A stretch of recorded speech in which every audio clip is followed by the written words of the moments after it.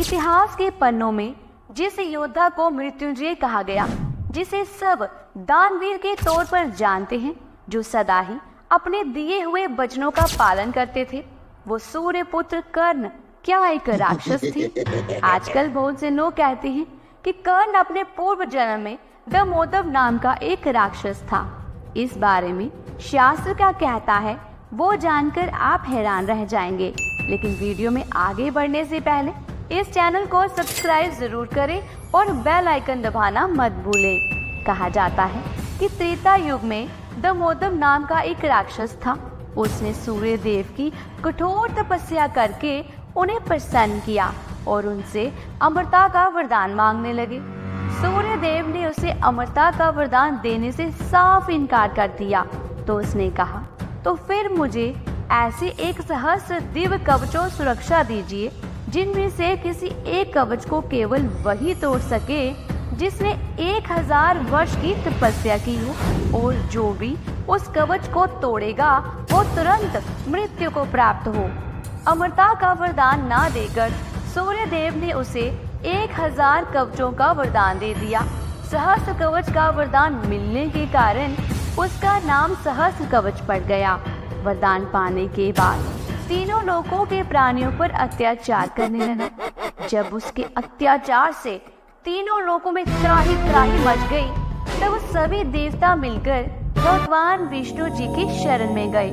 भगवान विष्णु जी ने देवताओं से कहा कि उसके पाप का घड़ा भर चुका है, इसलिए शीघ्र ही उसका अंत होगा। इस असुर का नाश करने के लिए मैं नर और नारायण के रूप में शीघ्र ही जन्म लूंगा। कुछ समय बाद दक्ष प्रजापति के कन्या मूर्ति के गर्भ में भगवान विष्णु जी ने 2 जुड़वा बच्चों के रूप में जन्म लिया। उनका नाम नर और नारायण रखा गया। 2 शरीर होते हुए भी दोनों में एक ही आत्मा निवास करती थी। जब ये 2 भाई बड़े हुए तब इनमें से एक तपस्या के लिए वन में चले गए और दूसरे भाई ने दमोदर राक्षस को युद्ध के लिए ललकारा।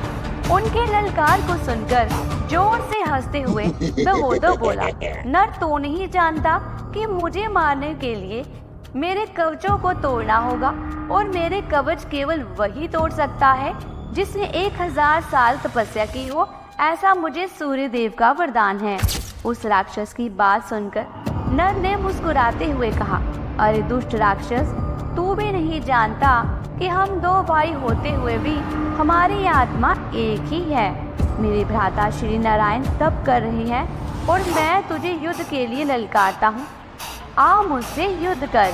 इसके बाद दोनों में घमासान युद्ध शुरू हुआ। दमोदर को ये देखकर आश्चर्य हो रहा था कि नारायण के तप के साथ नर की शक्ति बढ़ती जा रही थी। 1000 साल पूरा होते ही नर ने सहस्र कवच का एक कवच तोड़ डाला, लेकिन कवच टूटते ही सूर्यदेव के वरदान के अनुसार नर की मृत्यु हो गई। तभी नर का भाई नारायण नर के पास दौड़ा चला आया और उन्होंने अपने तपोबल से नर को फिर से जीवित कर दिया। ये देखकर दमोदर के होश उड़ गए। जिंदा होने के बाद अब नर तपस्या करने के लिए चले गए और नारायण सहस्र कवच से युद्ध करने लगे। 1000 साल बाद सहस्र कवच का एक दूसरा कवच भी टूट गया और साथ ही नारायण की मृत्यु हो गई। तब नर ने आकर नारायण को अपने तपोबल से फिर से जीवित कर दिया। इस तरह नर और नारायण ने सहस्र कवच के 999 कवच तोड़ डाले। जब उस राक्षस का सिर्फ एक कवच बच गया, तब वो सूर्य देव की शरण में चला गया।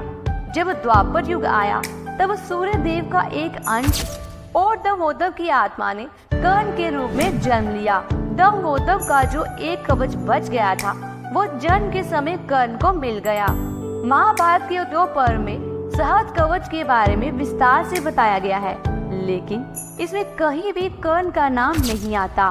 किसी भी पुराण या शास्त्र में ये नहीं कहा गया कि कर्ण पूर्व जन्म में दमोदर नाम का एक राक्षस था। महाभारत के आश्रम वार्षिक पर्व में कहा गया है कि सूर्य देव ने खुद को 2 भागों में विभाजित किया। एक भाग से वो दुनिया को रोशन करते रहे और उनका दूसरा भाग कर्ण के रूप में जन्म लिया। महाभारत में साफ साफ कर्ण को सूर्य नारायण का अवतार बताया गया है और उनमें हमें सूर्य की तरह तेज और महानता ही देखने को मिलती है। तो दोस्तों, इस बारे में आपके क्या विचार हैं, हमें कमेंट बॉक्स में ज़रूर बताइएगा। और ऐसी ही धार्मिक भरी वीडियोस को देखने के लिए हमारे चैनल धार्मिक राह को सब्सक्राइब करें। जल्द ही मिलती हूँ एक नई धार्मिक भरी वीडियो के साथ। तब तक के लिए जय श्री कृष्णा।